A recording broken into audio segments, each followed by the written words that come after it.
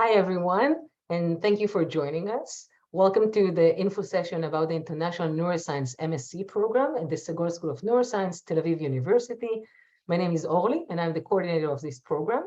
In this first part, we will present the university, the school, and the program. After that, you can ask us questions, and then we will hear a short lecture about some current research. So we're just gonna jump right in. So let's hear about Tel Aviv and Tel Aviv University from David Ryan, Global Outreach Coordinator from the Lowy International School, Tel Aviv University. Hi, David. Hi, Orly. Wonderful. Thank you very much. Good afternoon, everyone, or good morning or good evening, wherever you are. I'm delighted to be here. My name's David. I'm from the Lowy International School at Tel Aviv University. We're the hub for all of the international programs and international students and everything that happens globally. You may know us by our previous name. We were known as TAU International until December just last month, and following a very generous donation, we've been renamed to the Lowy International School. So I'm going to begin by playing a short video. It's less than 2 minutes, just to, I think it encapsulates what it's like to study here at Tel Aviv University. Then I'll take about 5 minutes or so, just give you an overview of Tel Aviv University and the services that we offer and what's waiting here for you. Okay. Let's begin. Tel Aviv University International, the only place in the world where you can study Taoism. What is Taoism? Well, it's a local philosophy that says the best way to study is through experience. Understand with your head, learn with your feet. The best way to study a multicultural society is to live in one. Be ready with your elevator pitch. You never know who you'll meet on campus.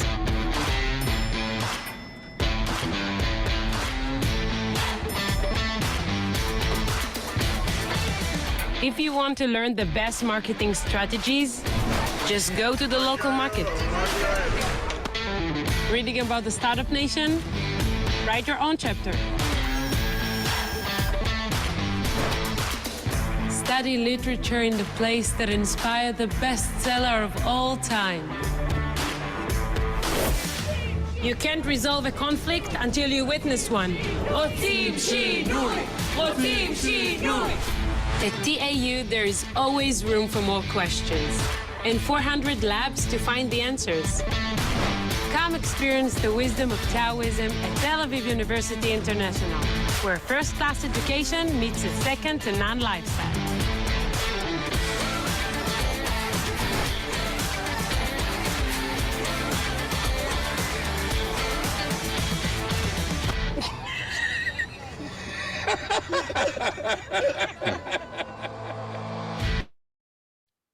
Cool.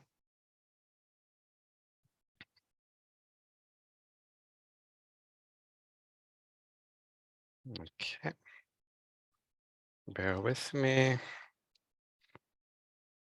Okay.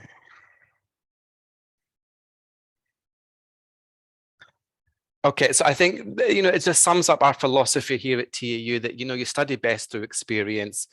You heard it in the video, you learn with your head, you understand with your feet, and, learning happens everywhere and sometimes, when you least expect it.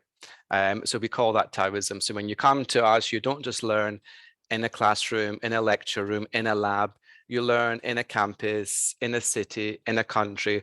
All of these things will create this unique, wonderful learning experience for you. So I think this gives a good snapshot of Tel Aviv University. We're Israel's largest and most comprehensive institution of higher education. We have 9 faculties, 125 schools and departments, 400 labs. We truly are a multidisciplinary institution of academic excellence. We have one campus, a big campus, 220 acres, just north of downtown Tel Aviv.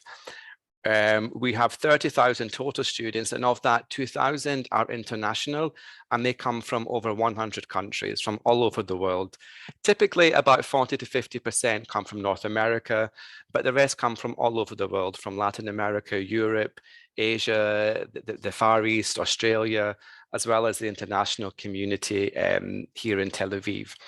You also heard in the film that, we have 400 labs, 130 research institutions, 3,500 projects annually. So we are Israel's largest and most comprehensive institution of higher education. So I won't go into all of them, but obviously we're very proud of our ranking and what we've achieved here at TAU. We're the #1 choice for Israeli students. We're lots of rankings in entrepreneurship and other areas that, we're up there ranked with. We're the only non-US institution to be ranked in quite a few of these rankings. #1 choice for Israelis, and also 55% of the campus population is women. In 2021, the university set up its very first Equality and Diversity Commission, headed up by Professor Netta Ziv, and their remit is clear.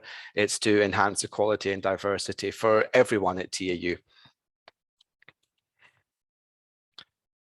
So I mentioned that we're a big multidisciplinary institution of academic excellence with 9 faculties. And that has we have a vast range of research and teaching fields that create unique and fascinating connections between disciplines that are traditionally not connected to each other. And that alone provides infinite possibilities for academic creativity. We have world-class faculty and renowned professors. They're here with you today to talk about this wonderful program. Every year, our students perform over 300,000 hours of community service, students from 100+ countries. And of course, if you come here, you get to enjoy the wonderful Mediterranean city of Tel Aviv that we call home.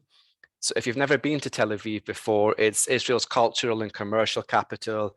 It's been called the capital of Mediterranean cool by the New York Times. It's a non-stop city with amazing nightlife, cuisine, and cultures. It's a city you can never stop exploring. The slogan of the city is non-stop, and the slogan here at the university, at the international school, is non-stop discovery.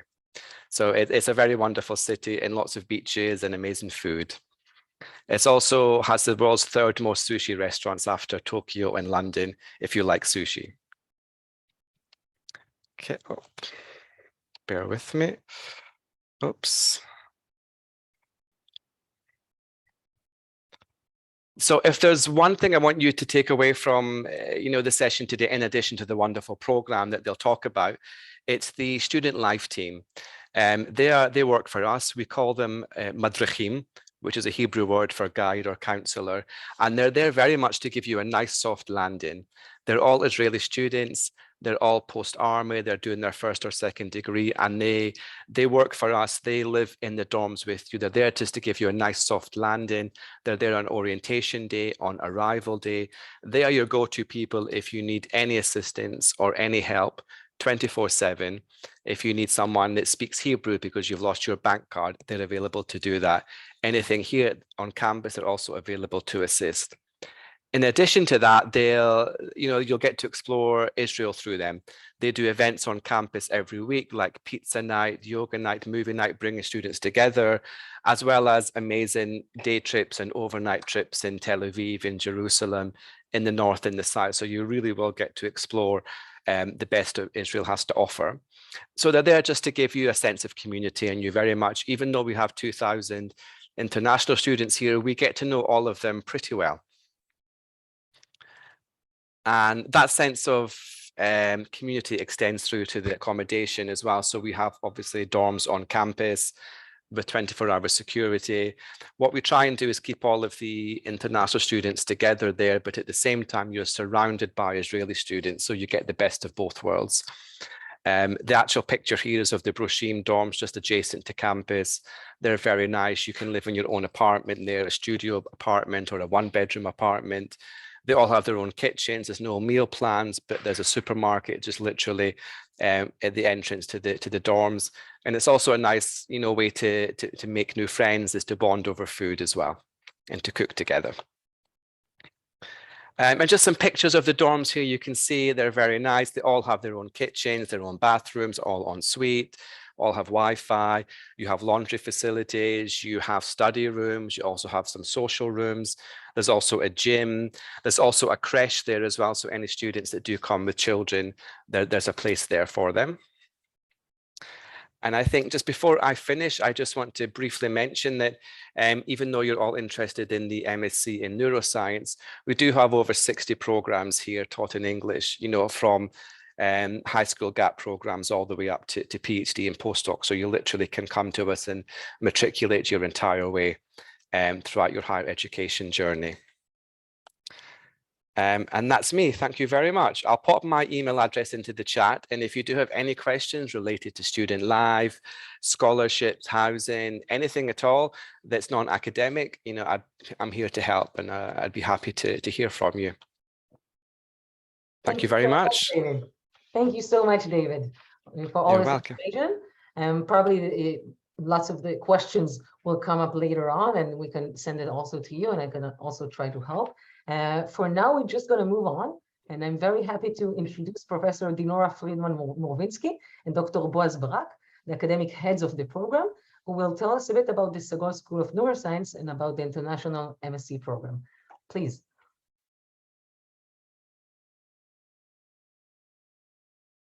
Dino, we can't hear you. Now you can hear me. Yes. Okay. So I guess you can introduce yourself, Boaz, and I'll continue with the presentation. Yeah, hi everybody. My name is Boaz. I study autism and Williams syndrome. I'm a neurobiologist. I opened my lab 5 years ago, and I'm excited to head the program together with Dino. And we're looking for your interest in the program, and we have a nice program that Dino will explain now about. Thank you. So as Boaz said, my name is Dinora Friedman-Morovinsky. I'm studying cancer, brain cancer, and my lab was open, I think 6-7 years ago. As you can hear maybe from my accents, I'm not an Israeli. I also came on a program from abroad. I came actually for a master degree here in Israel, came from South America, from Uruguay. So now I know how it is to look for a program, to come to different countries. So if you have any question about that, I'll be happy to answer. So as Boaz said, we are co-leading or co-heading this program. And I'm going to give you a little bit of a history or a little bit background of what is Sagol School of Neuroscience, and more specifically on our program. So first about what is, neuroscience, and I guess we can find many definitions of what is exactly and how to define it, but we love here to pose actually mostly questions, right? How the brain works, where are and how are the memory stores, where are emotions? These are different questions that all our, research academy try to understand, to address. So these are only examples that all together, and I think the main message today will be that our school, our program aims to interdisciplinary research, trying to reach and combine completely different aspects and different ways to see neuroscience. So about the Sagol School of Neuroscience, it was established in 2011. And today, across campus, we have more than 150 laboratories that are affiliated to Sagol School of Neuroscience, among them from 8 different faculties and 17 medical centers. One advantage of being here in Tel Aviv is that we are surrounded by very important medical centers, hospitals that we collaborate with, and some of our research academic members have their labs in these hospitals. Some are here in Tel Aviv on campus, but some are also located in these medical centers. And the school actually have full educational studies in neuroscience in different degrees. We have undergrad, bachelor programs. We also have the master, the PhD, and postdocs. Currently, we have around 600 undergrad and grad students at the school. Of course, I want to convince you today that we are doing state-of-the-art research in our school. We also house research centers. For example, one of them is called the Mind Decade, and we also have MIDA. These are different centers that maybe Later on, I will explain. And we won, and today we know that we are the leading neuroscience school in Israel at the moment. So these are just a ranking just to show you where we are standing in terms of the neuroscience in Israel. Sorry. So in terms of the interdisciplinarity aspect, we want to see Sagol as a school that actually is a network that combines a lot of different disciplines. As you can see here, we have faculty members from medicine, from management, from life science, from humanities, social sciences, engineering, exact scientists. So everything comes from different aspects and different collaborations, of course, in this big network. We have mega centers for combating different brain disorders. This is a list of some of the examples. We have experts that work on the neurodegenerative diseases and some brain disorders that are listed in the slide. Moreover, we also, some of our faculty members that are, of course, doing research in their lab, they also have these translational aspects of the research, and they have established companies based on their findings.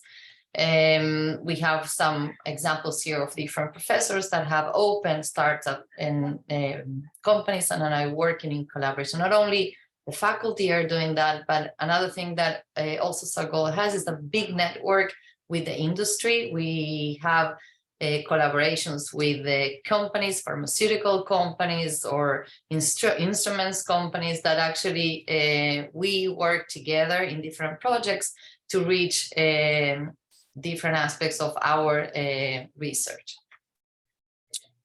Publications in top journals, that's something that we aim. Excellence is something that we expect from the school, from our students, from our faculty members. So these are just, examples of different publications in different journals in the field of neuroscience. It's very broad. With the years, you can see that since the establishment of the school, the number of publications are going up and up. And the publications, of course, go together with funding. Our faculty members are ranked among the ones that got these awarded grants that are very big. These are the largest individual competitive grants in Europe. And a large number of our faculty members got these very prestigious grants. So that supports the research, and that lead, of course, to very good and excellent publications. We mentioned also that we are very interdisciplinary, but we're also international. We host here in Tel Aviv and Sagol School several international conferences. These are just examples of the past conferences that we hosted here. And so once you're here in Tel Aviv and you're part of Sagol, you will be exposed to all these international conferences and meetings that are happening here on campus. In terms of the academic programs, we have, of course, diverse undergrad and graduate programs in neuroscience. The ones that are listed here on the top are the undergrad programs, and specifically in terms of the graduate programs, we aim at interdisciplinary ones. And today we're going to focus, of course, on the masters in neuroscience, but we also have a master in clinical neuroscience, PhD in neuroscience, and master in neuronal computation. So some of them are only offered today in Hebrew, but we are aiming to move these international programs, these basic programs to international program. So now focusing specifically on our International Neuroscience Master Program. The highlights of this program, of course, is to aim to expand your knowledge in specific neuroscience areas of research, while at the same time you'll have access to pick from 150 laboratories that are all under the umbrella, or they're, of course, members affiliated, associated with Sagol School of Neuroscience. You'll have, on one hand, you will be exposed to research and writing a thesis. And at the same time, you will have a lot of different classes, lessons, courses that you can choose. Some are mandatory, others are elective. You, of course, if you're accepted to the program, you will benefit from an enhanced living scholarship that can support. With that, you can do whatever you want, either pay for your dorms or pay your living expenses. It's up to you. And also, you will have a full tuition exemption. You will learn, advanced quantitative methods in diverse areas led by world-renowned neuroscientists that I have shown you some of them before. And this is just a snapshot of what is the program, of course, but if you are interested in learning more, first of all, you can go to the website of the program that I'm sure Orly will, post and keep posting, as she's been doing very well recently and all the time. And of course, you can also, if it's more on the academic side, you can reach Boaz and myself, and we'll try to help you in any way we can. So I guess only if they want any, we can open the floor for questions based on what you hear. If it's about Tel Aviv in general, if it's about the program itself, Sagol School of Neuroscience, anything. I think that a couple of more slides that we can go over about the program itself. And then... okay, yeah, sorry, I thought I finished, yeah. I thought it was before. Sorry. Okay. So, yes, the length of the program. Yeah, I thought it was the end. The length of the program is 2 years. Of course, the official language is English. And the total credits that you need in terms of hours in the program is 30 semester hours. We'll go over this with you. We'll help you together with Boaz if you want, or even, of course, if you find a supervisor, which is, of course, we encourage you to do that. Look at, to all these laboratories that we mentioned before, try to pick a mentor, and then together with your supervisor, as well as Boaz and myself, we can help you with building your program in terms of courses and academic selections. How do you find your supervisor? The best way to do it is to go to the website of Sagol. You have all the faculty members, different disciplines. You can reach to each person, to their website and learn about what they do in each lab. That doesn't mean that if you cannot get accepted without picking one. Of course, you can be accepted, and then you can select your supervisor, or there is an option, right, Boaz, that they can do rotations. You can do a rotation if you look at the website, you're not 100% sure where to go, or you're debating between two different supervisors.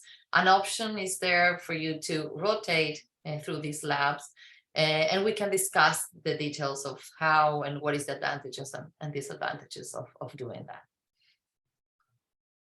And this is, some images of, the different labs in our school, so you can impress of different aspects, different instrumentation, different ways to reach or to investigate or to labs. So in terms of the program, what are the admission requirements? You need to have an average of 88 or above in your undergrad studies, either a bachelor in science or other different bachelor degrees that you pursue, either in neuroscience, life science, psychology, or, like I said, exact sciences, engineering, linguistic. We are very open, and we will, of course, once you give us your transcripts, we will find a way to correlate with these numbers that you see here in terms of average. The most important thing today is the application deadline, right? It's coming up, March 23rd, 2023. That's the deadline to submit all your full application.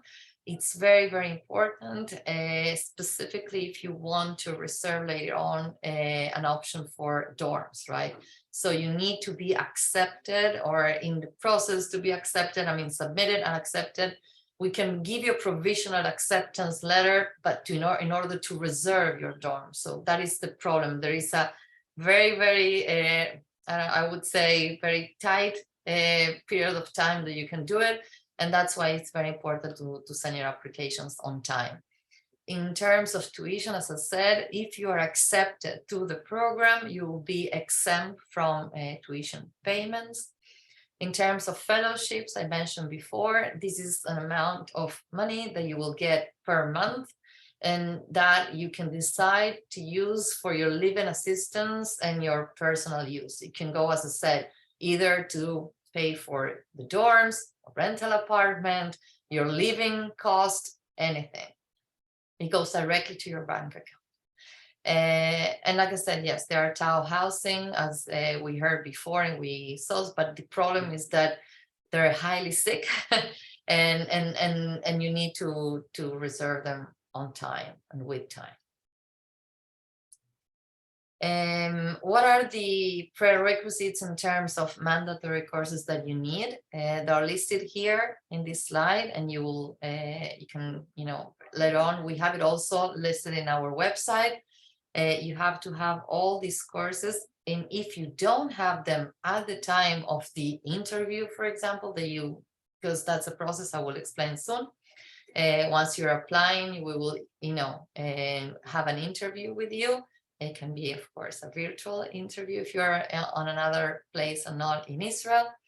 And then through the period that we accept you provisioning, you have time to complete the courses that you don't have today. If you haven't done it during your undergrad degree, then you can complete them.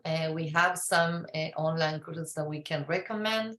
You can also send us the ones that you find, and we will evaluate them and go through them and see if they're if they are on the standards that we require for the program.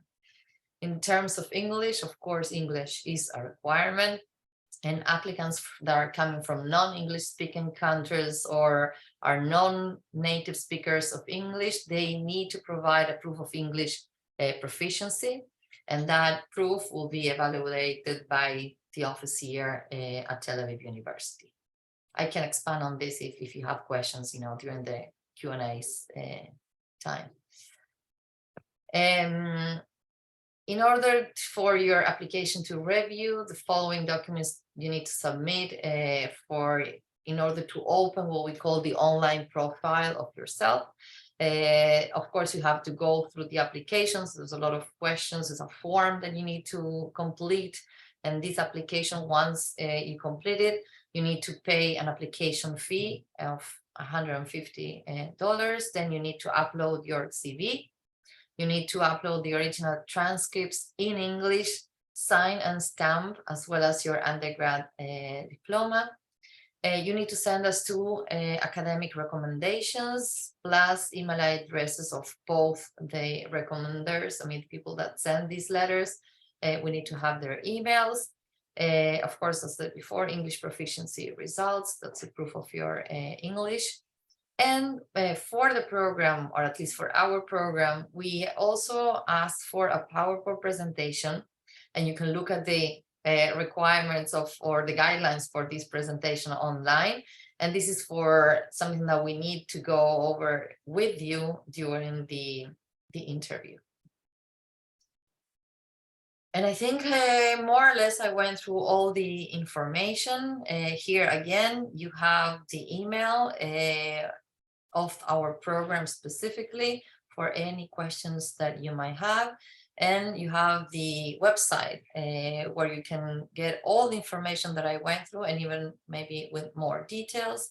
And if you still have questions after going through the website, of course, don't hesitate to contact us directly. And I think that's all, right, Orly? I don't know if I missed something. No, I think that's pretty much. Thank you very much, Dino. Perfect. So I'll stop sharing. And so, yeah. Yeah, so it's open for questions. If anyone has questions, you can write in the chat or just open your mics and ask questions. If you feel, just feel free and ask us whatever you wish, and we will try to help you guys. So just, it's your time, whatever you want. I'm going to wait a couple of minutes. So if there's any questions, Maria, yeah. Hello, nice to meet you. Thanks for the information. I have one question. I know we have to do some mandatory courses. So my question is, how much time do we have to complete them? Thanks. Okay, I think that Dino mentioned it. That once you get accepted, we go over all your transcripts and your academic background. And depending on your own academic background, we'll see if you need to complete any other courses. And if you do need to complete them, we'll send you a link to a specific course that you can just complete online. And you will need to complete it before the beginning of the program. So the interviews will be around April, and the program will start on October. So you'll have enough time, and every year it's okay. Like sometimes you have to complete one course, and sometimes you have to complete more courses. But even if we had one example with a lot of courses that they needed to complete, it's enough time, and you can do it in your own time. It is definitely manageable. Thanks so much. Welcome. Any other questions? Feel free. You can also, Yes. yeah, no, I'm saying they can ask in the chat if they are shy. Sophia. Yes, hello everyone. So I'm still a third-year bachelor student, so I don't have my diploma yet. How do I apply then with my current transcript of records, or how does it work? You are definitely correct. You can apply with the status that you have until now, and it will be on probation. You will have to finish your degree with all your courses and to meet the academic, the grades that we are looking for, 88 and above in the Israeli scale. So you can get accepted to the program, but until the beginning of the program in October, you will have to submit the final transcripts and to see that you could actually start the program. But definitely third years undergrads can be accepted to the program. Okay, so that means that my final grades matter, not the grades that I apply with right now, like the GPA. You will apply with everything that you have until now. And then if it looks okay, so we can summon you for an interview. And if everything goes by the plan and you can get accepted, we are looking for 88 and above. So if your transcripts, for example, are 60 or 70, the chances of you to getting to 88 and above are very low. But if it's close to 88, from up or a bit less, so it looks okay. So we have sometimes cases like that, definitely. But eventually, your total grade of your undergrad has to be 88 and above. All right, thank you very much. Welcome. So focus on your studies. Definitely. I will. Any other questions? And also you can write in the chat and you can just open the mic if something is not clear.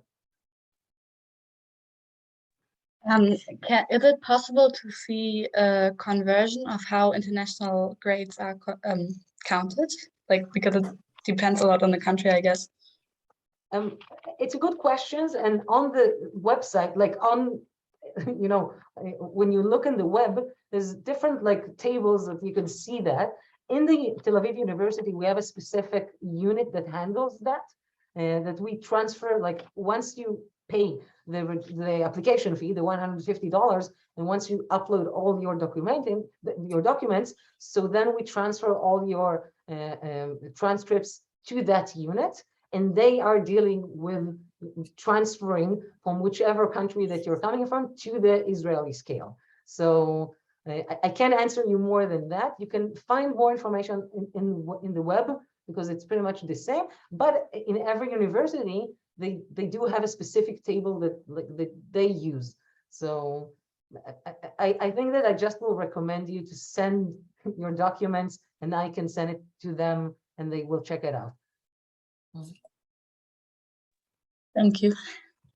Welcome.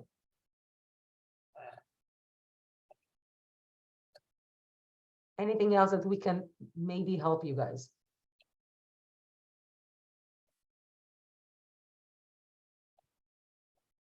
Okay, you can keep on sending us questions by email or in the chat, and we will answer it anyway. Now we will keep on going because we promised you just a glimpse of science. So let's get a glimpse of some current research from Shir Mandelbaum, our PhD student. Shir, the stage is yours. Thank you. Let me share the screen. Okay. Can you see my screen? Great. So, hi, everyone. Nice to meet you. My name is Shir Mandelbaum, and I'm a PhD student from the lab of Orna Elroy-Stein in Sagol School of Neuroscience here at Tel Aviv University. And I'm very honored to be selected to talk here today in front of you and to present my research. When I started preparing this presentation, I realized that I've been a part of Sagol School family for the past 10 years. I started my bachelor's degree here at 2013, majoring biology and psychology. I finished at 2016 and moved on to a direct PhD program and joined the lab of Orna Elroy-Stein. So let's talk about exciting things. Have you ever wondered what allows humans to think such complex thoughts? So for the past 2 centuries, neuroscientists have been largely focusing on neurons and ignoring the rest of the cell types in the central nervous system that are called glial cells. Glial cells are composed of astrocytes, oligodendrocytes, and microglia, and they got their name from the word glue, because they were once thought to be the glue that holds the structure of the brain together. Today, we know that this is far from the truth. In fact, if you ask me what is the most interesting cell type in the central nervous system, I will tell you it's astrocytes. And let me explain. So first of all, astrocytic complexity distinguishes the human brain. Throughout evolution, neurons haven't changed much. They did change in size. So if you compare the neuron from a mouse to a neuron of a human, you will see that it increased 1.5 times in size. With astrocytes, the story is different. Here, you can see a protoplasmic astrocyte of a mouse. You can see a relatively small cell body and very long and narrow extensions that we call processes. These processes engulf synapses and support them. Here is the protoplasmic astrocyte of a human. It is not only bigger, 2.6-fold bigger, it is also more complex. It has 10-fold more processes, and it has functions that the mouse astrocytes does not have. In fact, humans have several subtypes of astrocytes that other organisms don't have. And we know today that the more intelligent the organism is, the more complex are the astrocytes. So this is only part of the reasons why I decided to dedicate my PhD and possibly my entire career to study this fascinating cell type. About my research, so I joined a lab which studies molecular biology and more specifically gene expression. Very briefly, for a gene to be expressed, an RNA molecule has to be transcribed based on the DNA molecule that resides within the cell nucleus. There are many different types of RNA molecules, and today I will talk about mRNA, messenger RNA. So the messenger RNA travels outside of the cell nucleus, and then it is being translated into protein. Why do we need proteins in the cell? Because proteins are the cellular entities that can do things. For example, if the cells need energy, then they can express a certain array of proteins that can produce energy if you give them glucose and oxygen. And this is just one example. Proteins can do basically all the things we need to survive. So the process of protein synthesis is mediated by a cellular entity that is called the ribosome. The ribosome is composed of a large subunit and a small subunit, and it is made of ribosomal RNA and ribosomal proteins. It will sit on the mRNA molecule and read through it, and then it can translate it into protein based on the genetic information that is encoded within this mRNA molecule. Here is an illustration of a ribosome that is translating a yellow mRNA molecule into a pink protein. But the process of protein synthesis can be even more efficient. The same mRNA molecule can be simultaneously translated by many different ribosomes in a huge and very heavy structure that is called a polyribosome. We have a very common method in my field to study ribosomes and polysomes and translation, and this method is called polysome profiling. What we do is we collect all the cells into a tiny little ball that we call a pellet. We extract the RNA and ribosomes from this pellet of cells, and we separate the components according to their size and weight. So on the top of the tube, we have very light particles, and in the bottom, we have very heavy particles, such as polyribosomes. Then we quantify the components in this tube, and we can see how much we have of each component. So for example, we can see the small and large subunits of the ribosome, the full intact ribosome, which we also call a monosome. And then we can see this very unique shaped peak of polyribosomes.